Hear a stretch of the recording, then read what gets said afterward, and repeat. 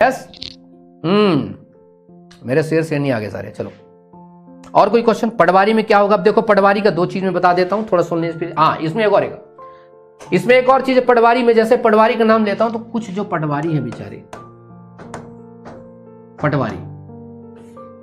पटवारी का अपडेट के बारे में कुछ बोलूंगा। तो पटवारी में एक ग्रुप है, 2 ग्रुप है, सेलेक्टेड ग्रुप है और सेलेक्टेड में 2 ग्रुप है। एक है फर्जी गैंग और एक है अपने मेहनत वाले, जिसे कहते हैं मेरिटियस गैंग। तो मेरिटियस गैंग जो होती है वो कभी एक शब्द नहीं कहती, चाहे वो चौहान सर के बारे में, किसी के बारे में। उनको पता है कि ठीक है, जांच हो जाएगी, चीजें कर जाएंगी। लेकिन जो उसका जो फर्जी गैंग है, जिन्होंने वाकई में पैसे ले करके जो है पैसे दे करके इन्होंने मार्क्स को, वो पूरा अटैक करते हैं। नहीं, चौहान सर को पर्सनल अटैक करना, क्या कर लोगे? पर्सनल मैसेज ही कर लोगे और क्या कर लोगे यार। ठीक है, जिस दिन जाना होगा उस दिन किसी का बाप नहीं रोक पाएगा, और जिस दिन नहीं आ जाना होगा उस दिन किसी का बाप कुछ कर नहीं पाएगा। बहुत सिंपल सी बात है, मेरी जिंदगी का लाइफ है।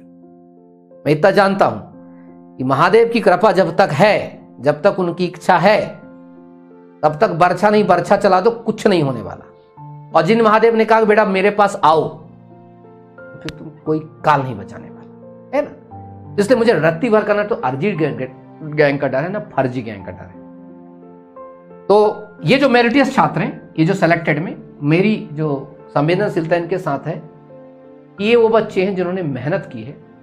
लेकिन फर्जी गैंग ने क्या किया, भिंड है, ग्वालियर है, कुछ भोपाल जगहों पर, कुछ और जगहों पर आप देखेंगे तो पूरे सेंटर जो थे इनके, इस प्रकार से आपको अच्छे से पता। अब इसमें होगा ये कि अगर बीजेपी की सरकार आती है तो तय है, मैं ये यहां से नोट, इंपॉर्टेंट डिस्क्लेमर, यहां के बाद कही गई बातें काल्पनिक घटनाएं हैं जिनका निजी जीवन से कोई संबंध नहीं है, और अगर कोई संबंध मिलता है तो उसे संयोग मात्र समझें। धन्यवाद।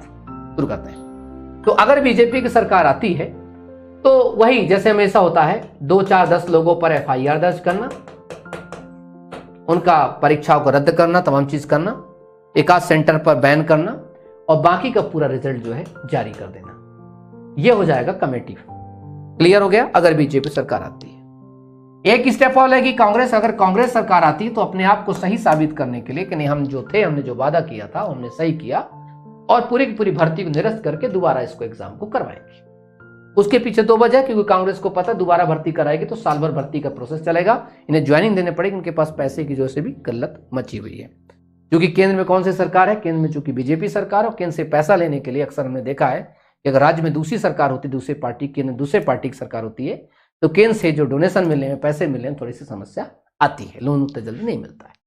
तो ये आपका रहा पटवारी के बारे में, और जल्दी हो जाएगा। 3 दिसंबर तो ज्यादा दूर है नहीं, अब महीने भर की बात है, तो सब कुछ आपके सामने चीजें हैं। तब तक कमेटी जो है अपनी जांच कर ही रही है। और कोई क्वेश्चन पूछना बता दीजिए आप। ओबीसी आरक्षण सिर्फ ये लोग एक ध्यान रखना बेटा, ओबीसी आरक्षण तब तक का ये गोलमोल बनाए जा रहे हैं जब तक कि चुनाव है। चुनाव जैसे खत्म हो जाए तो ओबीसी आरक्षण वहीं पलट करके माननीय हाई कोर्ट द्वारा 14% तक पहुंच जाएगा, और फिर उसको अगर चैलेंज करेगी अगर सरकार चैलेंज करती सुप्रीम कोर्ट में, तो जाके हो सकता, कुछ हो सकता। अदरवाइज मेरा जो मत है, जहां तक मैंने आर्गूमेंट जितनी सुनी है, तो वहां पर जो है कन्वेंस है वो लोग 14% को लेकर के, इसलिए 13% हर जगह क्या की गई, होल्ड की गई है। स्टेट के तरफ से इतनी अच्छी पैरवी नहीं की जा रही, मैं आपको साफ साफ बता दूं, और अच्छी पैरवी ना करने की वजह से जो है, अच्छे डाटा ना रखने की वजह से आप देखना ये जो ओबीसी वाले केस जो है हारने वाले हैं, और ओबीसी जो है 14% माननीय हाई कोर्ट से मिलेगा। हाँ, उसके अगर खुश नहीं है तो उसको माननीय सुप्रीम कोर्ट में चैलेंज करेंगे, तो वहां से कुछ बात बन सकती है। अदरवाइज यहां पर जैसे चुनाव के बाद सब पूरा सबका साफ हो जाने वाला। बुरा मत मानना भाई, क्योंकि जो हकीकत है बता रहा हूं।